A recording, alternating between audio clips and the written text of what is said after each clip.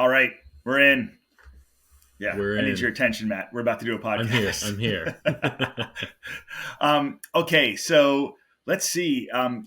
Spring weather here where I am in Seattle, which means quasi atrocious.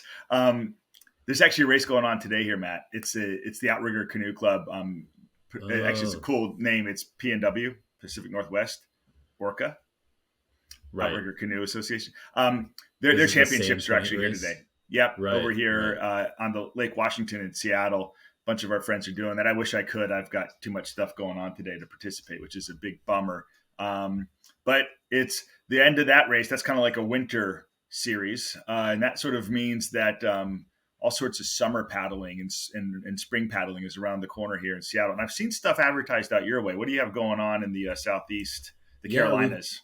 we've got at least for me here in Charleston, we've got our like Thursday night time trial meetups every Thursday night. Saturday mornings, a bunch of people get together and do a Sullivan's Island loop, which is a little bit of ocean, a little bit of river. It's like 8 miles, so it's like a shrunken down Carolina Cup. Yeah, Sweet. and I mean it's warmer here by us, so a lot of things are opening up pretty quick. Florida's been racing forever. Yep. A bunch of stuff near us in North Carolina is getting warmed up, and it's real windy this morning. Actually, I snuck out for one. It was maybe like 25, 30 miles an hour wind, and could ride the current into the wind and downwind back on the river. It's pretty fun. It's nice. That's So it's awesome. nice and toasty here. It's like 75 degrees now. Yeah. It's like 45 here. Ooh. Yeah, we're looking at a forecast for about 25 knots today for this race. So it's some hardy Whoa. souls. It's going to be a full on upwind, downwind, which will be fun.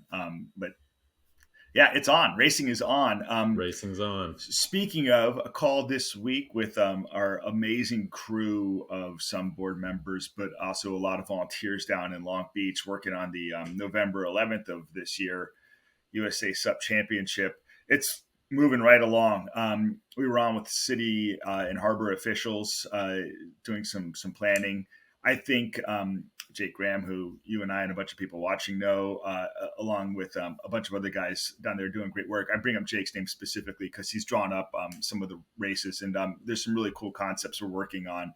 And I think it's going to be the nature of the water there. I mean, it is like Pacific Ocean waterfront, but with the breakwaters, you can sort of pick and choose how gnarly you want it to be. For those of folks who aren't familiar with the geography there, and by the way, we're not going to make it that gnarly, but for the folks who aren't familiar with the geography, you have like Seal Beach, which has a relatively famous break on a jetty down there. Like it's a really good surf break there. And then just north is Long Beach, and it's a pretty large protected harbor where you don't get the swell rolling in so that it breaks. And then you've got inland sort of waterways, which we're going to take advantage of. So great combination of flat water, some open water stuff, especially for the distance. One other thing, this is really good for the West Coasters because we're going to want to race relatively early to avoid boat traffic, specifically on the distance day. Daylight savings ends. Wait, did I get that right? Or does it start? Whatever.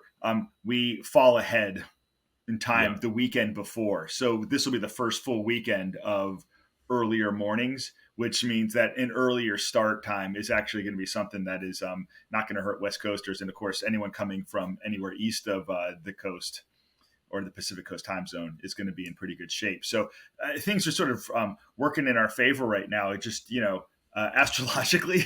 It's the and USA SUP horoscope. That's right. I see a fast paddler in your future. Right.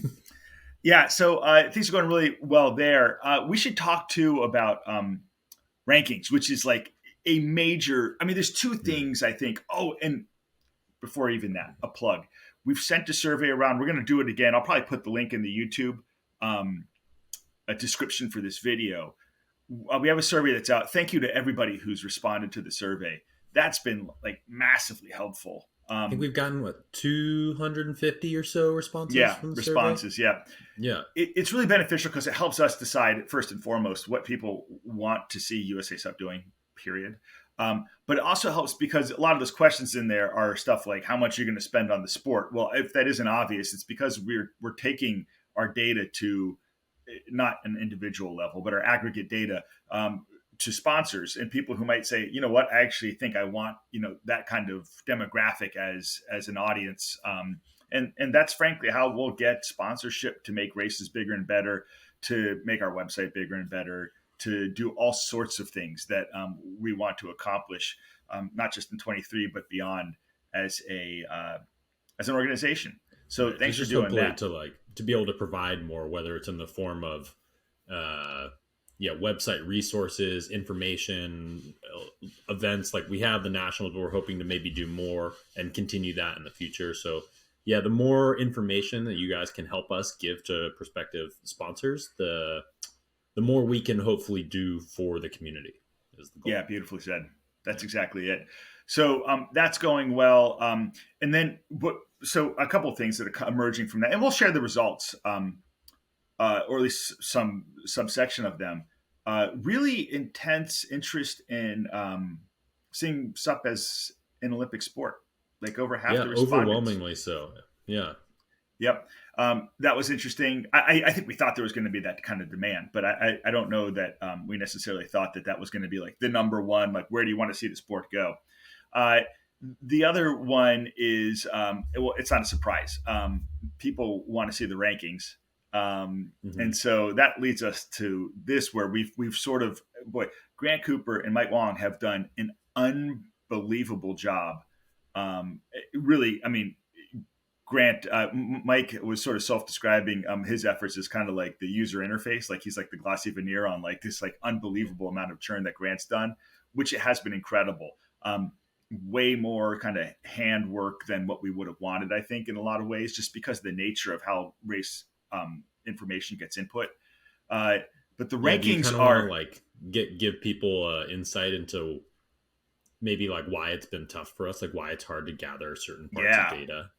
yeah. So I mean, the largest reason, without a doubt, is because race directors are not collecting enough data for us to understand um, who's winning races in what classes. So it's the simple stuff like, honestly, a lot of times just names not matching the names that people have registered. So for our members, for instance, if we're trying to make that linkage, names not matching, board lengths undefined, race lengths undefined, unclear if there was a long and a short, etc. So someone could finish in 30 minutes and that was a short, but they just timed it all together. And someone finished in 56 minutes and was the actual winner of the long course, and it doesn't appear that way.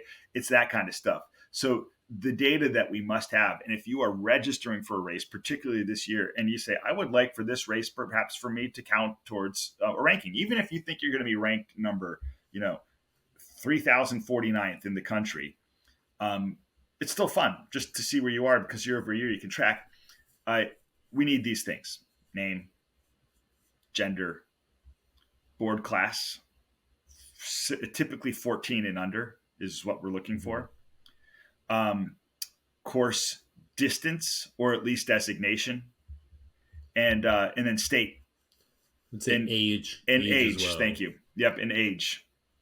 Those six. State's really important if we're ever going to get to a regional thing. That's important. And then there'll be more news coming on that, but I'll say we made the first cut, and the results, I would say, were surprising. Judiciously put, Adam, as always. But yes, surprising. Yeah, I think again it's because of maybe the regions that we're associated with are maybe more uh, in tune with what we're asking of them. And obviously, that we hope that that information will disseminate itself through our efforts to other people and make our lives a little easier to gather the data that we need to hopefully make our rankings more representative of what we know to be happening. Yep. Um, but until then, yeah, we do have our first go at rankings. Yeah. Uh, yeah, And so mostly been manual work on Grant's yeah, part. we might need to give it one more go through of the comb. Unclear if we've got enough data to actually change anything. So it's either going to be quasi realistic, or if we keep it in the current form, not at all. And I'll kind of give you a little bit of a teaser. Okay, so I'm involved in a weekly race. I'm not the big kahuna here, by the way. That's not the teaser. But I'm involved in a weekly race that I used to race direct for 2 years. And that one was a major driver of results because we did 18, and because I knew we needed all this data, 18 races that had all the stuff that made that data kind of jump out. There's other races too and other series that did that. But anytime you have 18 and we don't necessarily have all the data to work a certain element of the algorithm, which is essentially that kind of divide by number of participants, that makes things really tricky because sometimes you don't have designation for some elements. So we've got some work to do, no doubt about it. We'll share the results because if nothing else, it'll be a talker. It'll give you a sense. And frankly, I think it'll probably inspire a lot of people to go, wait a minute, maybe we should make sure that the races we're entering have the right data. But no matter what, we're getting close. We're getting close. We're getting close. But let's say it again. Name, age, board class, course description or designation, state. What's the one I'm forgetting, Matt? Oh, you got me. Okay. We'll come back to it. Yeah, we will. Okay, that was a lot, almost 10 minutes of just USA SUP stuff. Hopefully that is a benefit. And by the way, I hate saying this stuff, but like, let us know in the comments below or on social media, wherever you see this shared. Matt and I are, seeing the various inputs, or just reach out to us. Most of you know us. Let us know. We want to keep you apprised first and foremost of what's going on with USA SUP, what's going on with the championship, what's going on with rankings. We know those are two biggies, and any other news coming out. So there you go on that. Okay, let's get back to the topic at hand that we were describing. Spring is upon us. Races are happening. They've been happening. I'm wearing this shirt. This is pretty cool, isn't it? Like that is a cool shirt. Yeah, it's like not like, I love my high vis gear, but I got a lot now. And it's kind of like, I'll be honest. Tech tee. It's tech tee. I kind of wish it was cotton. Like it's still a cool design. I'm into it. Yeah, but it still wins. It's just, anyways, I like it. I'm wearing it. St. Patrick's Day. It's one of these, another one. I've actually felt really lucky. I've gone to 3 races now, 3 sort of like legit organized races this spring, 2 in Florida, 1 here. And they all kind of have like a sweet extra little like pinch of like speed. St. Patrick's Day happens on the Hood Canal, which the Canadians won't admit this, but it's actually North America's southernmost fjord. They're advertising a race right now up in Vancouver in North America's southernmost fjord, but we know that's not true.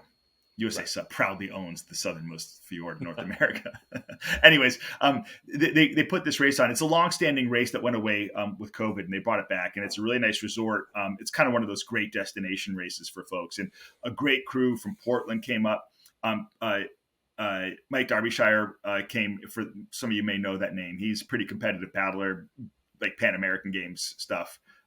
Came down with a small crew from Vancouver. So we like literally had what we call the whole like Cascadia chain, which is, sort of the cities that it's not quite a megalopolis, but the cities that run up and down the Cascade Mountain Range. Mike destroyed all of us, but super fun race. And it's always great when you have people kind of converging from all over. We've talked about some of the Florida races previously that have gone on that were sort of like East Coast Championship stuff. It's really great to see some of these races that are becoming destination races again. I think that was missing for a while. I think we saw last year races were coming back and had the local participants fired up, and some places they hadn't really stopped that much, but local participation. And now I think we're really seeing people traveling to races again. They've sort of gotten rid of all their post COVID, like, go to see the family weekend stuff, Right. They're back on the normal travel schedule of like, I'm going to do long weekends, and that in the venue region. For the St. Patrick's Day race at the Alderbrook Resort there it's like paddling in a postcard, right? The mountains are behind you. The resort itself is quite beautiful, pretty simple triangle 10K course kind of thing. Just like a really beautiful race. So it's cool to hear that you guys got that one back. Yeah. And it was great too, because I was racing, drafting, our buddy Christian, who's a great paddler here in Seattle. And with us was a 16-year-old from Vancouver, an absolute speedster. And it's always great to see that. Anytime you're on the course with your fellow middle-aged man, but also a teenager, you feel like there's a future, literally paddling with you. No, And for sure. it And was, a yeah. good confidence boost that you can keep up with a teenager a little bit, right? Yeah, yeah, until the end when I thought he was gassed out and I went to pass him and he just had like sort of Right. endless reserve. Yeah, that was fun. Speaking of teenagers with endless reserve, uh, Great we've seen segue. some other early season racing, which has been going on for a while. Southern California, absolute hotbed.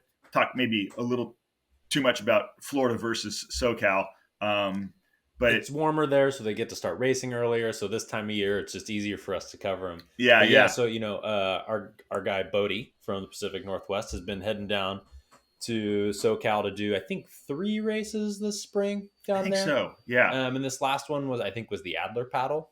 yep, And yeah, it's been really cool watching him race Danny Ching over the last season or two. Um, just to see how the gap changes between the two of them and also how the relationship has evolved.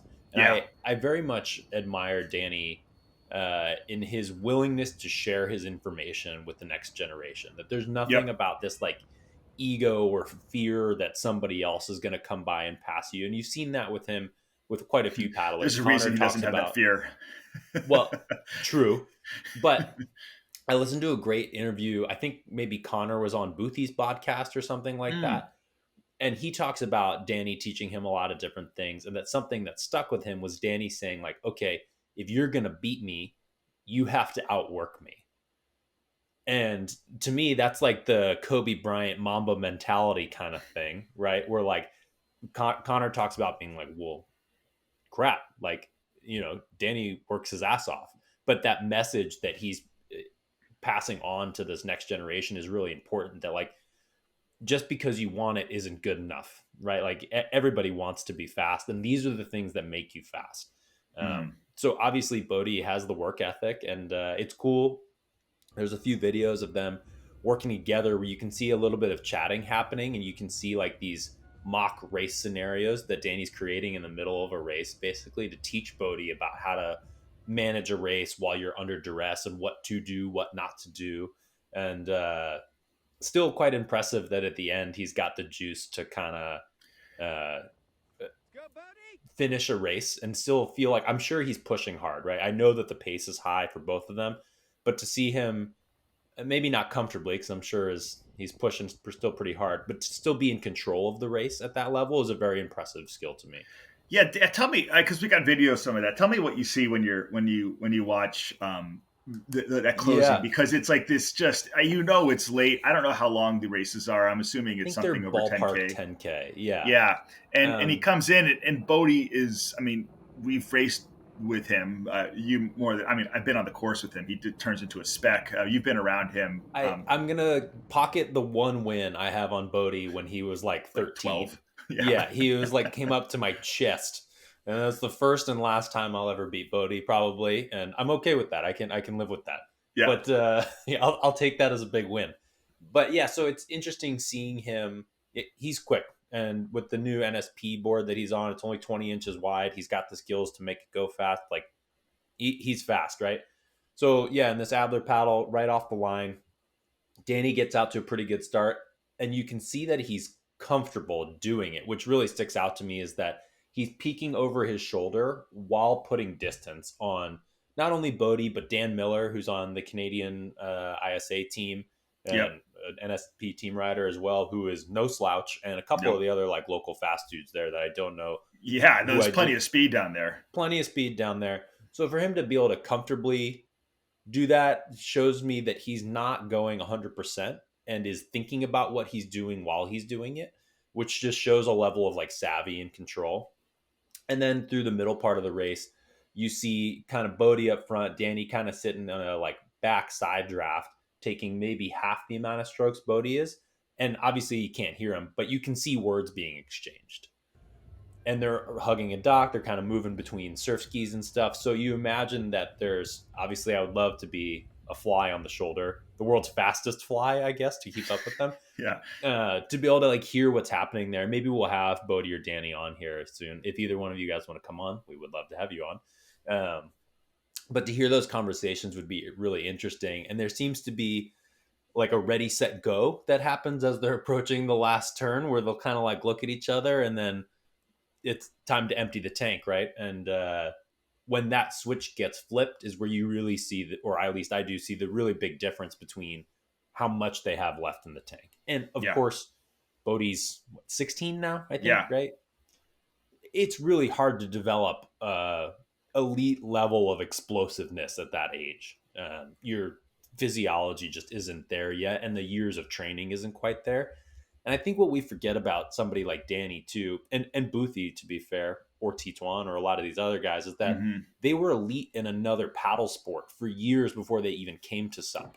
Right. Right? Or Like board Danny, sport. Or board sport, right? Yeah. Yeah. But I think from a cardio perspective, the other paddle sport's really important. Like Danny was on I don't know if it was Junior Olympics or something like that for sprint kayaking, which is all about upper level output. And I think he's maybe still the only non-Hawaiian to win the Molokai solo Mm. crossing in a canoe. So like, and that was all, before he even started on a stand-up board.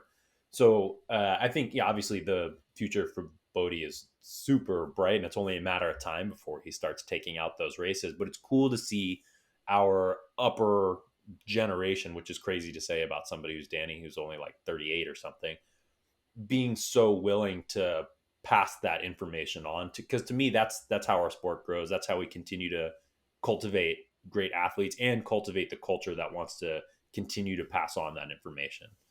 Yeah, no doubt. And it is wild to see. I mean, what do you see in his technique? I mean, you can see the power. You're a sports science guy, like in sort of physiology. What do you like those final 20 yards? I mean, I'd say two times, once very clearly. You just see Danny decide to get to another gear. What catches your eyes just from a movement perspective? Oh man, first off, it's like nothing's ever out of place. It's all very in control. It's not panicked. It's very smooth. You've heard maybe the expression of like go slow to go fast. Slow is smooth, smooth is fast, right?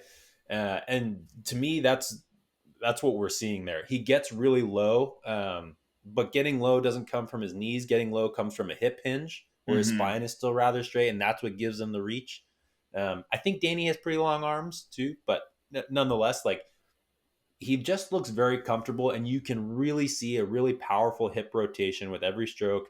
It's not rushed. His stroke rate doesn't go up to a crazy level or anything. It's not much different, if any, than Bodie's. I think Bodie's, if anything, is maybe a little higher just because he's smaller and can turn it over a little quicker. But the calmness with which he switches gears is you only see that in elite performers to be able to have that level of savvy at the end of the race, which is really, really impressive. But yeah, to your point, we'll put the video in here and tell us what you see. It's pretty cool. Yeah. There's, as I think about it, we typically don't get to see Boothie reacting in those closing moments because he's gapped the field or has been gapped for whatever reason. Sure. You don't see him in those. And in fact, it's I'm thinking back to Bilbao, probably 4 years ago now, when he and Bruno Hosoyo were in an absolute duel, and I think Boothie missed the stroke. That's right. Yeah, at the end. I think Boothie just kind of slipped on his paddle, and Bruno took it out by half. And that a was board it. length there. Yeah, but we don't get to see, which is it's a shame. I mean, it's fun to watch him absolutely dominate a field on occasion, but T2 and Danny are the ones who have provided us probably the most kind of really cool video opportunities of folks switching gears noticeably. Yeah, there's two times I can think of where Boothie did it. One, which we throw back to our first episode, which is when Boothie did it to Bruno at the finishing stages of 2019 Carolina Cup. That's right. Two would be the 2020 ICF distance race, one of our famous favorite races of all. I guess that was 2019 also. Right. Last turn, 2K to the finish, and he just sprints for 2K, which is not an easy distance to sprint for after paddling 16K before that. Yeah. But I think he talks about that, like, sprinting is not his focus, right? Like, you can see it in both and ICF this past year where he didn't even participate in the sprints. Mm-hmm. He can do well, top 10, but not as well as we have come to expect Boothie to do at those big races, which maybe is That's right. unfair to him, right? Like a top 10 finish there is a dream finish for most athletes. But we've just become, to your point, so accustomed to him making moves early in the field, in mile one of a 7 mile thing, and dropping 20 of the world's best paddlers 10 minutes into an hour long race. Yeah. So yeah, I think like it's been cool to see him prioritize his time a little differently, like we've seen with Connor in the other direction as well. Yeah, no doubt. Well, look, we might get another chance here. We've got the big races coming up, so we'll stick with our spring paddle theme. We've got the granddaddy of them all on the East Coast, certainly, which is the Carolina Cup. It's certainly the biggest race in terms of, I'll say, prestige in the U.S. That's probably undeniable. People might argue. Maybe the world, one of them, anyways. It's got to be like top 5 in the world, right? Easy, yeah, top 3. Yeah. I would say certainly. Carolina Cup. You've done it a couple times. You've done the Graveyard. We've got sort of new, different faces here and there. Some of the the OG, like Boothie, like Danny, we were just talking about. Certainly, Bodie will be back out there. You'll be out there. And there's a gap between that level of talent. A threat. Yeah, definitely a threat for the podium right here. Look out, everyone. Yeah. No, but I think the Masters podcaster class. Right. Yeah. I can't wait till I'm 40 plus. Then I can start doing that. Yeah, I think it'll be a really interesting race because so many other events around the world are starting at the same time. I think one of the biggest Euro Tour stops, the World SUP Festival in Costa Blanca, is happening the same weekend. So I think that a lot of the European-based paddlers that would normally make the trip for Carolina may or may not come. Obviously, we're still a month out, but I've looked at the start list, and it's definitely thinner than it has been in the past, especially amongst the elite big names that you hope to see there for both men and women. But there's still a lot of big names on there, and it's really hard to pick it. But do you want to play the bold prediction game? Yeah, I want you to go first because you've thought more about this than I have. So I got a key off of you. Yeah. So in our or one of my favorite traditions, anyways, of Chris Parker used to do the bold predictions ahead of big races. We're gonna do it a month ahead this time instead of the day of, so we can maybe alter this as more names fly in. But maybe Adam will keep score throughout the season for bragging rights or something. That'll be kind of fun. I'm going to go with Boothie again. I know it's a really hard race to call because it could be super windy or not windy at all. Just based on the other names on the list. And I think he's just got a ton of confidence having beat Danny out last year. And it was kind of a come behind thing. He just out paddled everybody in those last few miles. It's hard to beat against or hard to root against him. And I think this would be win number 4 for him at Carolina Cup. Yeah, I can't remember I don't think anybody else has more than 3. I think Danny has 3. Tetuan has 2. How many does Travis have any? He has at least 2. Annabelle Anderson has like 5. Oh yeah, I mean, yeah. And any race that she was entering with consistency, she was winning with consistency. She was winning. So. But yeah, so I'm going to go with Boothie on the men's side. I don't know if Shrimpy's coming. If he's coming, he's just getting better and better and has more and more confidence all the time. So hard to root against that guy. I'm going to make a bold prediction and say Bodie's going to be top 5 this year. I think he was 9th or 10th last year. He's on a new board, more confidence, more skills. I'm gonna go ahead and say he makes top 5. No pressure, dude. I'm just rooting for you. Yeah. And I think Danny makes the podium but does not win. Those are my bold predictions for the men's side. Do you want to go and then we can do women's? It's hard to root against Boothie, but if Shrimpy's there, it's one thing to sort of adhere, and we learn this, especially as one gets older, you want the guy or gal you've been watching forever to be like, timeless as if you wish it were you. Boothie's still like in peak form, but the problem is that Shrimpy is kind of doing things at another level, Mm-hmm. and as you said, like his mental game for as young as he is seems to be pretty impeccable, and that is Yeah, a mental game, and I would love to see him a in the race, but b in some kind of duel with Boothie I agree. there. It's always hard to root against Ty Judson. I forget that he's likely going to be there, and he's always top five. Yeah, Has never put it together to be is Noah on in signed the up? top three. He wasn't on the list. Okay, Doesn't mean he's not coming, but it's still a month out. I'm going to go ahead and backtrack and say if it's windy, Shrimpy wins if he comes. yeah, yeah, he's sort of the heir apparent to the T2 domain of I think so too. sort of complicated technical water. And as a disclaimer, I don't want to be another guy on the bandwagon of Boothie is an only flat water paddler. Like I think Boothie still gets second or third, right? But just based on what we saw at the ISAs in both the tech and distance race, because both had quite a bit of texture on the water, and Shrimpy pulling out a win in both events, um, hard to root against him. It is. It is. Probably a lot less heat than there was in True. Puerto Rico, which will be an advantage for, or an advantage certainly that Shrimpy can't take advantage of again, because I think he is a better sort of paddler under hotter conditions than Yeah. you might So say actually, Boothie a is. Yeah. fun physiological fact: those who are like shorter and more boxy, muscular, rectangular shaped, not as good at dissipating heat. So Mm. the longer, taller, lankier athletes, more surface area, better at dissipating heat. You So in haven't seen endurance me paddle in events, Florida, man.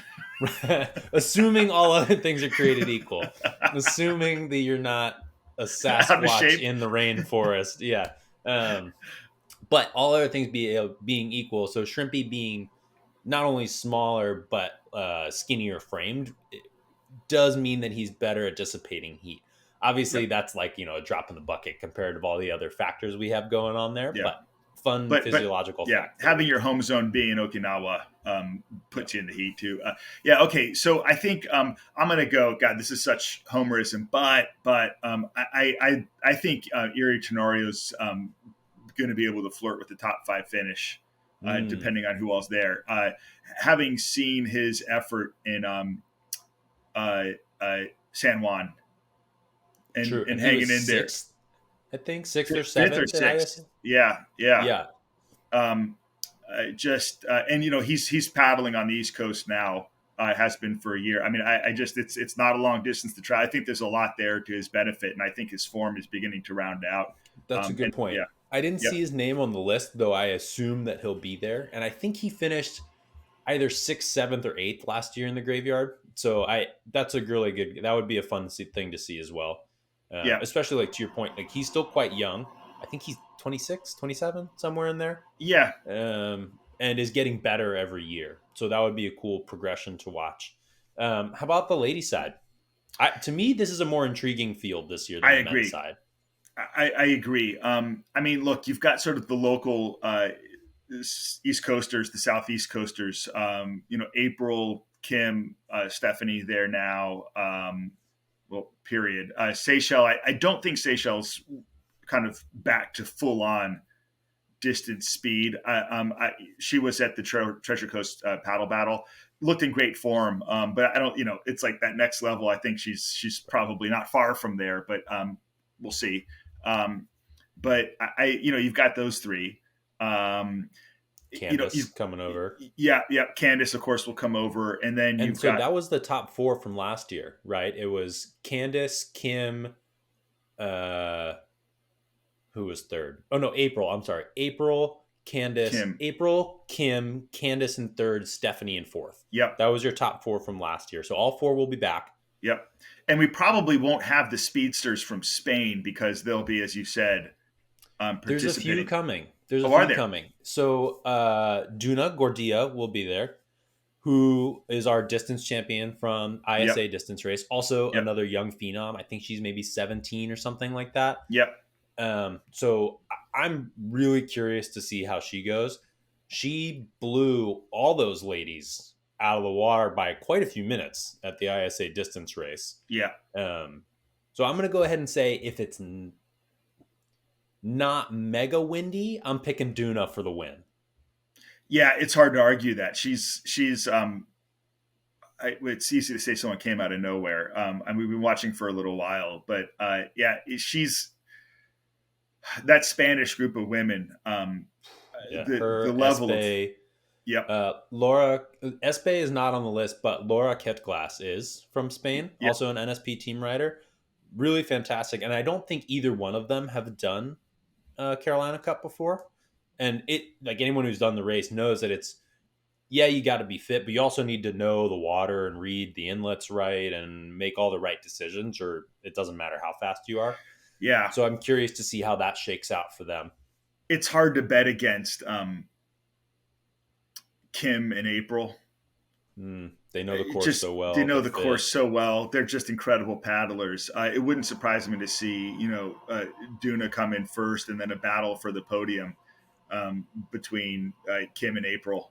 Yeah. I I you know it, I think what's to your point about what'll make it really fun. I think the draft train is going to be really, really interesting because Yeah. there's going to be, especially if Duna does what Duna has been doing, which is to sort of make a move like halfway through. Um, how because the fact of the matter is Kim, April, Stephanie, and Candace, they know each other well. Hmm. Are more than capable of organizing a draft train that can hunt down and kill a 17-year-old paddler. Well, so just to play devil's advocate, I thought the same thing. We watched it last year where April separated in early, mile two or so, coming through the first inlet. Mhm. And then Candace, Kim, and Stephanie were in a group, maybe 100 yards back. And it was basically that same 100-yard distance the whole 9 more miles through the race that April just held them off, which to me is one of the most impressive distance efforts I've seen in a race in a long time. To hold off Agreed. those three paddlers working well together, having talked with them afterward, they're switching on a regular minute rotation to really try to mow her down, and April just held the distance. So, Yeah. anything can happen.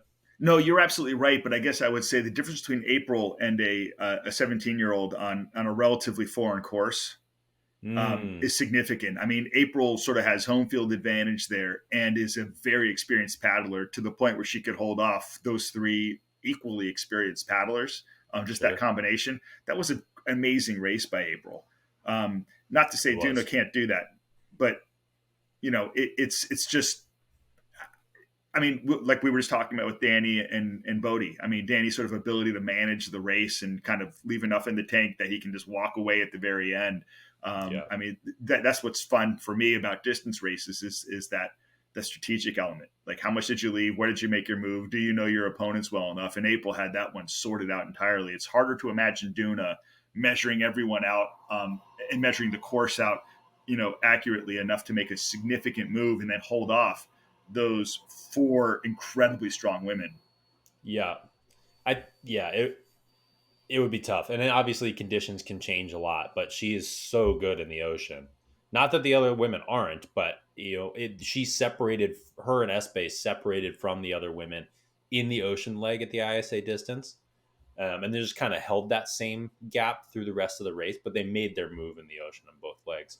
So, all right. So I'm going to go ahead and say I'm doing Duna for the win. And I think this is kind of a cop out move, but the next four are going to be our like top four American women. I think Seychelles, to your point, is going to be, in the top 10 for sure. I think she'll be just outside the top five. And I think she just maybe hasn't been back at it long enough to be back to the APP champion that we got used to watching for a few years Yeah, there. I'm sure yeah, she'll get back. It's just, time's a thing. How about yeah, you?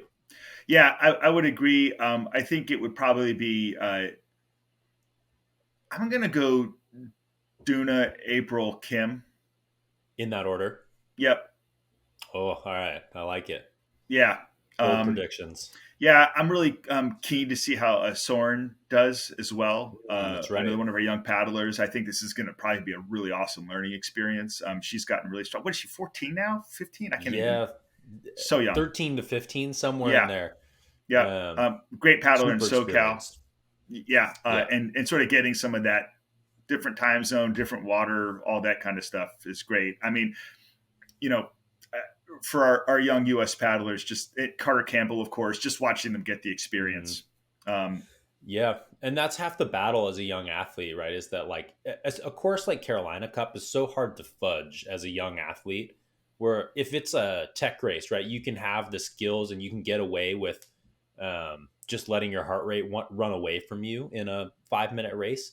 But in a race that's going to take you 2.5 hours, optimistically, it's really hard to fake that if you haven't built that level of conditioning or yeah. haven't had that experience on the course to keep your mind at ease for a long time.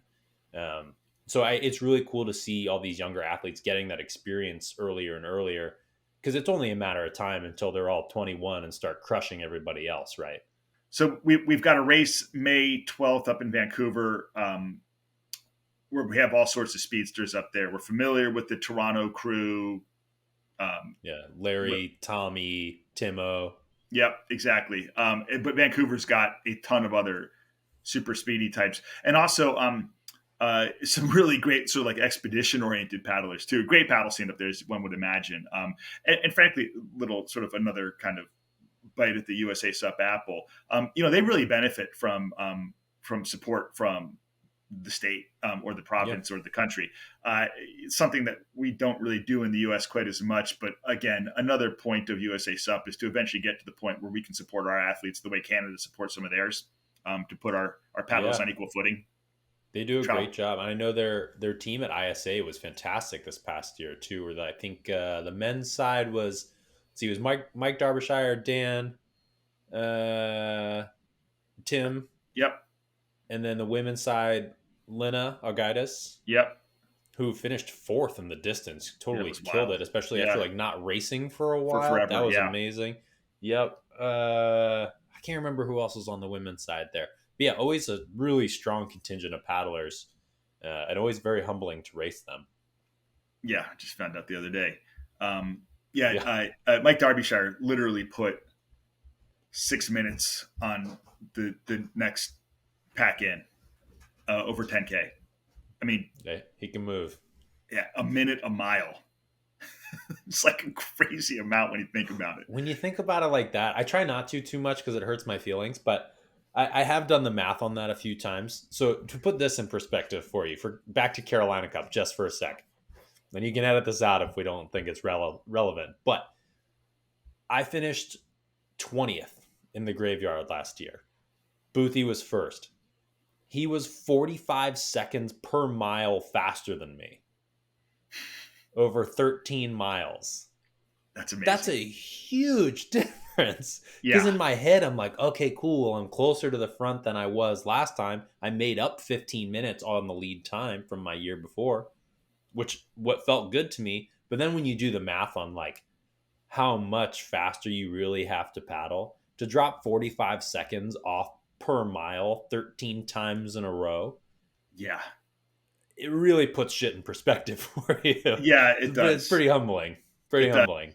Yeah, so we've got that race coming up where we get to go and get humbled by some of our Canadian pals. I Nice. want to also say you don't need to be an American to sign up for USA SUP. I would actually argue that in some ways for Canadians, becoming a member and supporting us would be fairly vital because having a healthy SUP community south of the Canadian border is a massive benefit for Canadian paddlers because obviously in a handful of areas of that country, they kind of rely on coming down. I mean, you see them all the time in Florida, putting on training camps and stuff.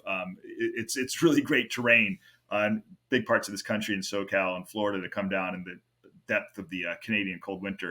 Of course, the folks in BC have that temperate climate, so they just suck it up like the rest of us in the Northwest and strap on the neoprene or the dry suit and go for it. Yeah, those guys get after it. Also, there will be a discount for USA SUP members when you go to register for our national championship event in November. Yeah, yeah, Whether and international racers can race at the national championships. So it would behoove you, no matter where you live, to go ahead and register for USA SUP as a yeah. member And this and is the see. final month to register. I don't think we're past it to register to become a founding member. We have minimally, you get the really cool sticker that says founding member. There's only one of those, but I suspect that it will kind of like set you up for like cool stickers in perpetuity. I Why imagine not? so. I'll say it. Yeah, Yeah, I can commit us yeah, to stickers. yeah. Stickers in perpetuity. But we know the sport's all about the stickers. I mean, it's the race shirts, but once you've done that for a while, you got as many as you Yeah, need. Then it's it's the a sticker thing. stickers. Yeah. Yeah. Hey man, I probably we're coming up a little shy of an hour.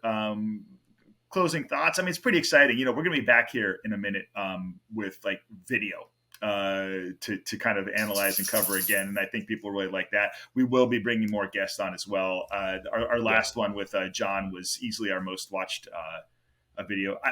Such great feedback from that. And thank you everyone for providing the feedback.